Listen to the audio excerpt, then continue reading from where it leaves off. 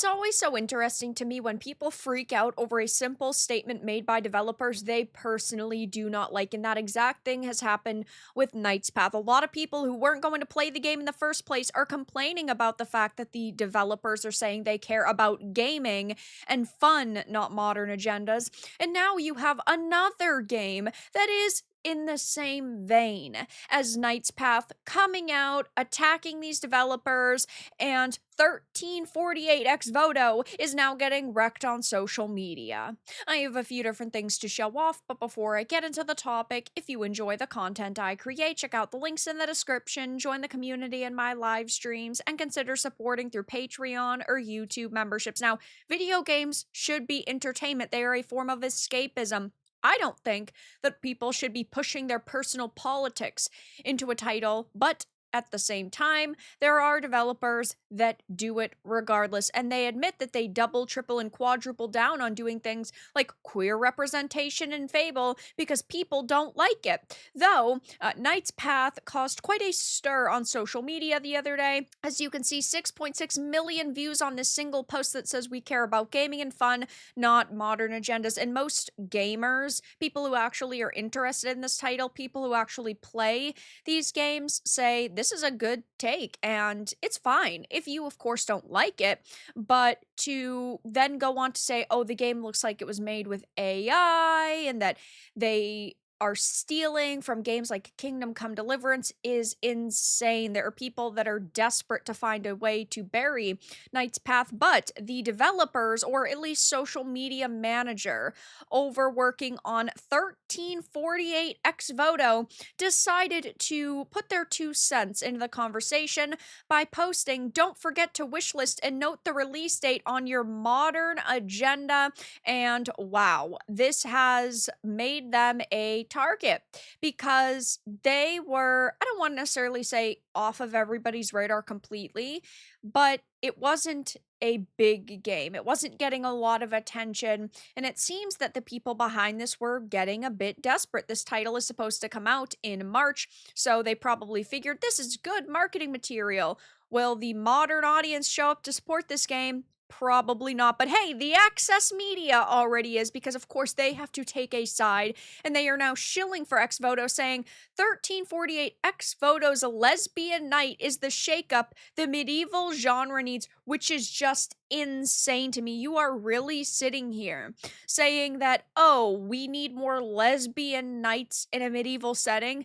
Do you know what would happen to this character? Yeah, it would not be particularly good for her. And I'm perfectly fine with people making whatever game they want. I say it all the time. Dustborn, Concord, Flintlock, The Siege of Dawn, Suicide Squad, Kill the Justice League. They are all games that are allowed to exist, and I would not tell developers they can't make them, but that doesn't mean we can't just point and laugh at them and call them out for their ridiculous concepts, and that is what this title is. Maybe it will come out and it will have a cult following. Who knows? But there are people that are on social media saying, oh, Knight's Path isn't historically accurate because they happen to have a beautiful woman in the game and she, has long eyelashes and looks like she's wearing lipstick.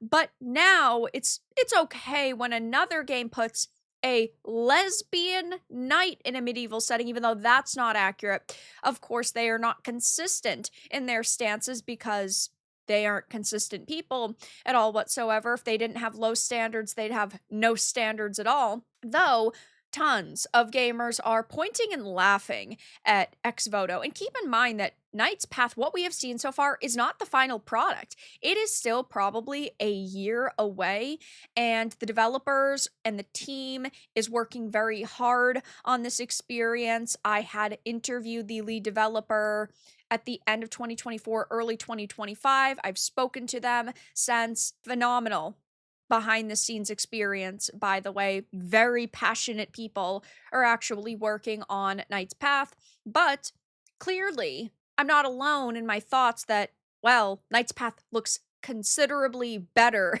than X Voto. X Voto is coming out in March. Gamers, which medieval game would you play? The one with beautiful females versus the one with quote unquote cool Italian lesbian? And I'm perfectly fine with admitting not every single game is for me, but I also don't know who X Voto is actually for. I don't think anybody's gonna show up to play this. I mean, maybe if there's nothing coming out around that time, I would give it a shot on the channel just to highlight it, but that is part of my job, you know? I'm not sitting here saying, "I wanna buy this." If I was an average consumer, there's no shot I would ever touch 1348 ex voto. This image to me is so perfect. I love this image.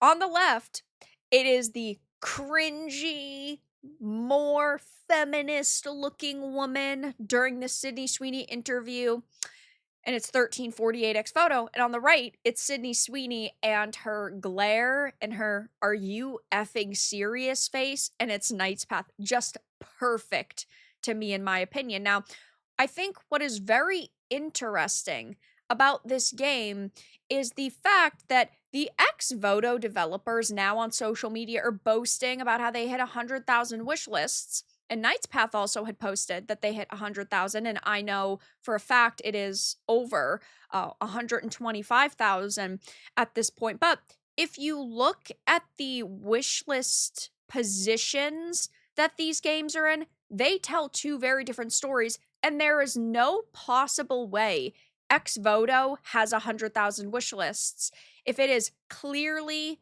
confirmed and proven that Knight's Path has 125K. The positions are wildly different. So as you can see on SteamDB, Knight's Path is currently sitting at position 262. But if we go over to ex Voto, it is sitting at position 525.